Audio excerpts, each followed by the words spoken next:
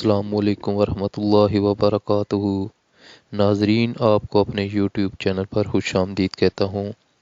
حضرت ابو ہریرہ رضی اللہ تعالیٰ عنہ سے روایت ہے کہ رسول اللہ صلی اللہ علیہ وآلہ وسلم نے فرمایا، اللہ تعالیٰ جب اہل جنت کو جنت میں اور اہل جہنم کو جہنم میں داخل کر دے گا تو موت کو کھینچ کر لایا جائے گا، اور ایک دیوار جو اہل جنت اور اہل دوزخ کے درمیان واقع ہوگی، پھر کہا جائے گا کہ جنت والو، تو وہ خوف زدہ ہو جائیں گے۔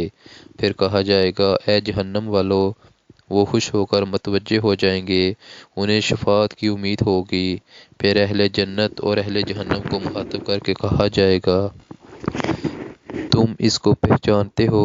اہل جنت اور اہل جہنم کہیں گے، ہم جانتے ہیں یہ موت ہے جو ہم پر دنیا میں مسلط کی گئی تھی، اسے دیوار پر لٹا کر ذبح کر دیا جائے گا۔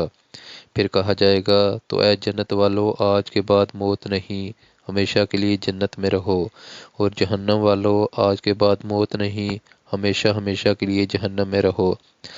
حضرت انس بن مالک رضی اللہ تعالیٰ عنہ سے روایت ہے، نبی کریم صلی اللہ علیہ وسلم نے فرمایا، جس شخص نے لا الہ الا اللہ اور اس کے دل میں جو کے برابر بلائی ہوگی، وہ جہنم سے نجات پائے گا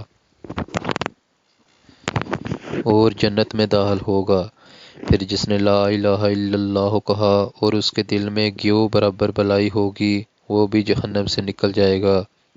پھر جس نے لا الہ الا اللہ کہا، اس کے دل میں ذرہ برابر بلائی ہوگی، وہ بھی جہنم سے نکل جائے گا۔ سبحان اللہ۔